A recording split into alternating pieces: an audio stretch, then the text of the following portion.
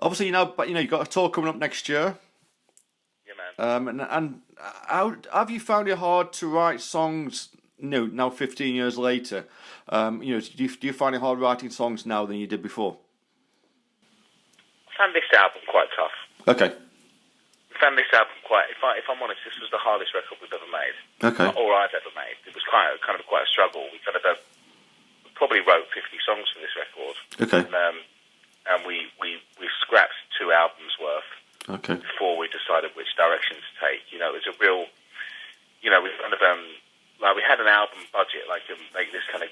Like with the record company, you'll have a budget to make your album. Yeah. And we spend that on demos. Okay. So we had to do some gigs to kind of earn the money to make the record in the end, because we spent a long time fanning around.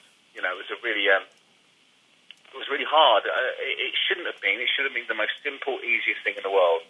But we made it really complicated and tried to do so many different things and work with different people and overthink it and think what is busted and what we're going to do and how we're going to be and all that kind of shit that goes through your head. Yeah. Is this going to work? Is this going to go on radio? All that stuff, which really doesn't actually matter for a band like Busted. When all we had to do is go, do you know what? Let's just write a Busted album. Yeah, yeah. And that's exactly what we did. In the end, we just kind of wrote a little pop punk album, and it was the most fun fucking album to record. And we love it. We really vibe on it. But and do you know what? It doesn't really fit in today's climate. If I'm honest, it's kind of an album which doesn't really work because it doesn't fit on the radio. Rock music is nowhere right now. Like if you listen to the radio, if you listen to anything really, there's no rock music out there at all. You can't even hear a fucking guitar on the radio, let alone the live drum kit. I know. You can hear the 1975 are kind of the only thing, and if that's so it's a very weird landscape for us right now. So we just decided, you know what, fuck it, let's just make something for our fans, and hopefully they'll dig it. If they dig it, then they can come and see us on tour, and we can make more music. I mean, it's just kind of the way we kind of saw it happening. No, I agree with you, because it's like you say on the radio, or you go to all the radio stations. It's very hard to listen to find a band. They play any band. It's all electronic music, or stuff that's been done in a studio, on a keyboard or on a computer. Yeah, which is great. Don't get me wrong. I mean, there's place for that, and I mean, don't get me wrong. There's fucking awful dance music that I'm hearing on the radio as well. There's terrible pop music that I'm hearing. But people seem to really dig it, and it kind of seems to be doing really well. I personally think it's shit and really hard to listen to. But I miss do you know what? The other night on TV, I was watching X Factor. Yeah. And Royal Blood came on, like they're in an advert.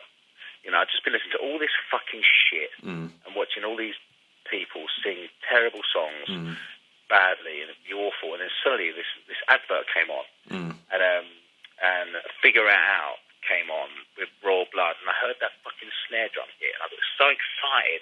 I was like, man, this is what is missing, man. Like real live bands is really, really missing from today's landscape. Yeah. There is just nothing really out there, and it's a shame because we've made an album which I think is really great, and it won't get played anywhere, and we know that. We know that going in. We've made an album that won't go get played, which is fucking tragedy. Is that because of the PR, or is that because of the control that, say, certain individuals in the music industry have over the, what gets? No, it's just the current state of the music industry. It's just the current because it's all playlist generation. It's all a play. I mean, I'm not moaning. Don't get me wrong, because I don't really give a shit. As long as our fans buy it, then we can go on tour. Yeah. And we can go and play live gigs, and we can earn money from that. We can keep the band running. It's not like I'm moaning. I'm not saying, please put us on the radio. I understand that we're not the current musical taste, which is fine, because we have a fan base who hopefully will enjoy us. Yeah, yeah. But it is, if you're a young musician, if you're a young guitar player or a young bass player, I'd be like, fuck, what am I going to do? Do you know what I mean? Like, it'd be struggle, it'd be hard, because you're basically going to go, right, I'm going to form a band. I'm probably not going to get signed. I'm going to have to do everything independently and play shitty little tiny venues for the rest of my fucking career, because this music is not being given the platform it needs to expand. Which is tough and hard. Yeah, no, I agree. I mean, I have a lot to do with the bands in Wales, and like you say, they find it hard. They've got to release all the stuff independently, and it's a shame.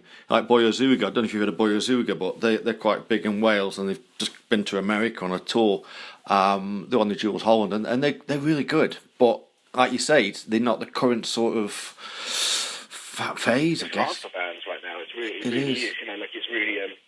And the thing is, we're learning and growing as we go. We're kind of like because we had obviously like 10 years where we weren't a band. McBusted happened, which was just kind of this kind of crazy fucking thing that became really successful touring wise. Yeah. But it wasn't really. It was kind of an anomaly. Just here, please, mate. Sorry, thanks. So I'm just getting out of a cab. One second. It was kind of an anomaly, and it doesn't really mean anything. It was kind of because it was kind of like, in a way, kind of like a little bit of a gimmick in a way, So it's kind of like, and it sold really well, but it wasn't really a real kind of show as to what is relevant or current. So coming back into Busted and actually being a band, and working out how to kind of make that logistically possible has been a real learning curve. We kind of and what we've kind of come to the agreement of is do you know what? You can't really play anyone else's game because as soon as you do, it just becomes false and shit, and also it doesn't work, because we're not these fucking young computer wizard kids who are fucking making beats and shit. We're just not, we're fucking 30-year-olds, 35-year-olds who play guitars and jump around, and that's kind of what we're good at, So, right, let's make music that, that people want to listen to. Like us. Yeah, I mean, I listened to your track 90s, which, I mean, I can't listen to the rest of the album because I haven't got access to it, but I listened to 90s, and it starts off, and then it goes, and it kicks, it just takes off, and I think it's really good because it reminds me a little bit of Green Day. Yeah, totally, man. It's definitely got that vibe. I mean, that riff, well, I've had that, I wrote a song with that riff in about 3 years ago. Okay. With that, we've had that riff kicking around. Me and Dougie Pointer from Fly wrote a song with that riff in. Okay. And the song was actually shit that we wrote. It was terrible. Okay. But the riff was fucking awesome. So I had it on my laptop, so I just brought it around to the guys. And at the time, that song 90s was a real turning point for Busted, because up till then, we had no direction. We spent all our money for the album on demos of fucking music that didn't mean anything or have any relevance to us and didn't speak to us, and it kind of it just sounded like anybody could fucking do it. Okay. I was just listening to all of our demos, and I'm like, this could be fucking anyone. This isn't a Busted record. This could be, this could be the Vamps. It could be fucking Bruno Mars. It could be anybody. This. We have no identity. So and then we kind of then we played that riff in the studio. We turned up really loud, and then Charlie got a guitar out and started playing it. And before we know it, we fucking wrote this song, and it was a real kind of magical moment. It was kind of like, right, shit.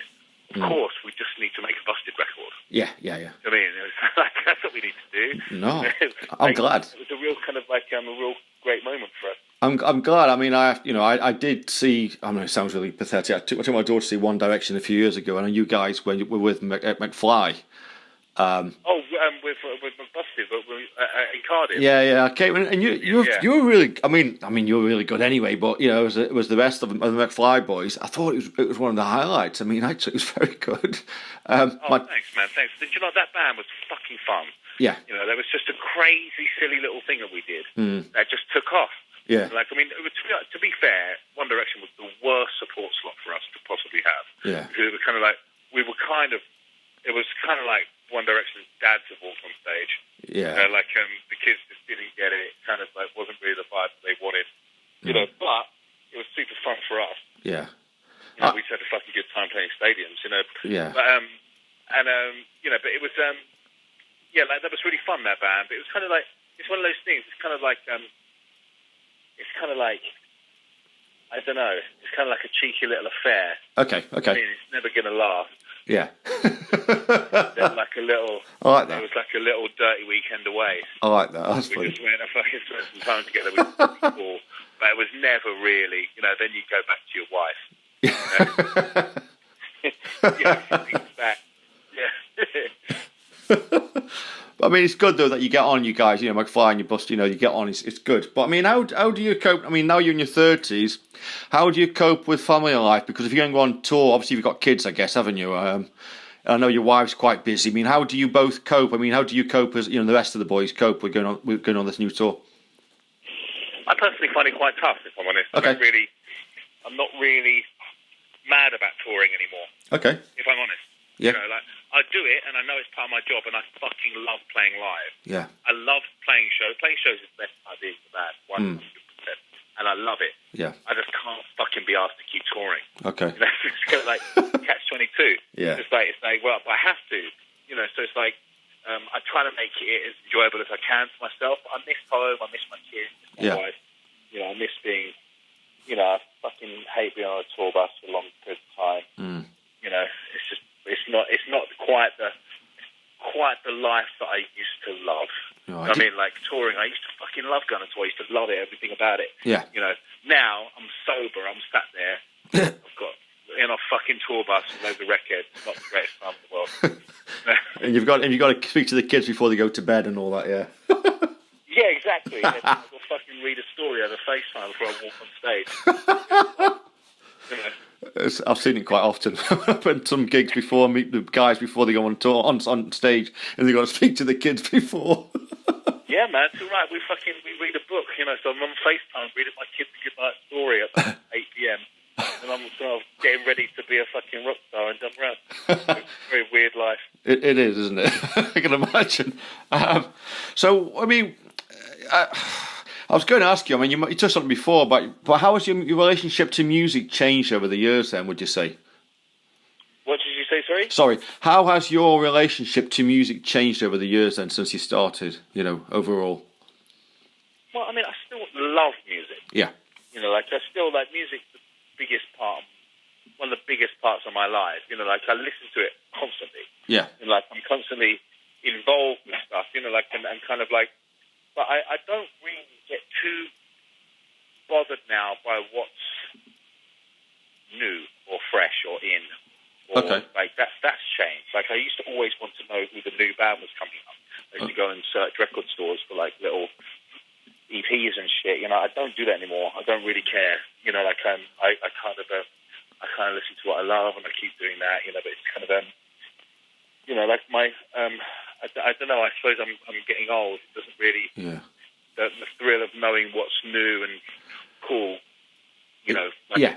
You know, I'm not listening to Annie Mac's show. Yeah. I'm to hear what the biggest song in the world is. You know, like, I don't really care. So, what do you listen to? What is on your? What do you sort of go to for music wise? You know, personally. What's that? Sorry. What music do you listen to though? You know now. I kind of listen to everything. I mean, I love the new Prodigy record. I've got that on at the moment. Yeah. Something which is vibing me up. Like I work out quite a lot. It's kind of good to have kind of aggressive music when you're when you're in the gym. So kind of I listen to a lot of that. You know, I kind of go back to the classics. I listen to, you know, I've listened to fucking The Streets more than any artist I've ever listened to in my life. He's good. You know, like I'm constantly going back to original Pirate material. Yeah. That probably once a week. Yeah. You know, but you know, and I love Blink-182, Green Day, The Clash, okay, the Beach Boys, and I'll throw in a bit of fucking Backstreet Boys every now and again. You know, like, I enjoy such a big array of music. Yeah, you know, kind of like nothing's really off the table. Yeah. You mentioned the Prodigy. I mean, I've got a funny story. I remember when they started out, and they did a little club. I think it was the second ever gig they ever did. When Charlie come out. And as you see them, as they turned out, you know, quite aggressive, whatever, there were just all these little spotty kids, teenagers in this room. Honestly, Keith was quiet as a mouse, and Liam was it's just, you've never seen anything like it. It was funny. So mental, isn't it? And then changed, obviously, when it just went Firestarter, they became sort of this, but I mean, they've always been good. I mean, exactly. But it's just good to see how they change, you know, a bit of direction, let's say. Yeah. Okay, Matt, I mean, it's just one last one. With the guys, and now obviously you're all going to be touring, and obviously you got back together a few years ago. How did that come about? I mean, I know you've always probably been in touch, but how did it come about that you came, you know, all three of you were back in the band together? Do you know, we weren't in touch. We weren't. Oh, you weren't? Like, I didn't speak to Charlie for 10 years. Okay, sorry. Okay. But James was when we were in McBusted, like, he was just randomly kind of got back in contact with Charlie and was talking to him. Okay. You know, and was kind of like, back in touch. Yeah. You know, which and then he came to me and he said, I'm meeting Charlie for a coffee tomorrow. I was like, what? Like, really? He was like, yeah. I was like, oh, cool. Well, look, let me know how it goes. You know, and then before we knew it, we were just having talks. You know, like good. I think, you know, time is a great healer, isn't it? Yes. You know, like when you're fucking 19, everything feels like the biggest shit in the fucking world, and when you get to 30, you're like, really, it's kind of irrelevant. Yeah. I mean, like, we're all kind of adults, and we're all kind of like, you know, do you want to do this? Yeah. If you're having fun doing that, do you Yeah. think you'd like to be in this band again? Yeah. He was like, 100%. You know, he was really up for it. You know, I think stuff that you really care about and means more to you than anything when you're 19. Yeah. It doesn't really mean that much to you when you get to 30, 35. You know, so it's kind of it's you know, time is a very good healer. So before we knew it, we kind of got back in a room, we were chatting. It was kind of just like old times before we knew it. Good. I was going to say time's a good healer, and you just said that. So yeah. Perfect. Yeah. Okay, Matt. No, it's been lovely speaking to you, mate. I'll come and see you when you're in Cardiff anyway. So. Yeah, please do, man. Please do. Come say hi. Yeah, I will do. I'll sort it out with the people anyway. Who's in charge? Yeah, please do, mate. All right, mate. Nice one. Lovely speaking to you, mate. I'll tell my friend Phil at the start. I told you the story anyway. So. Thanks, mate. Cheers, mate. Bye bye. Nice one, mate. Nice one. Thank you. Bye bye. Bye bye.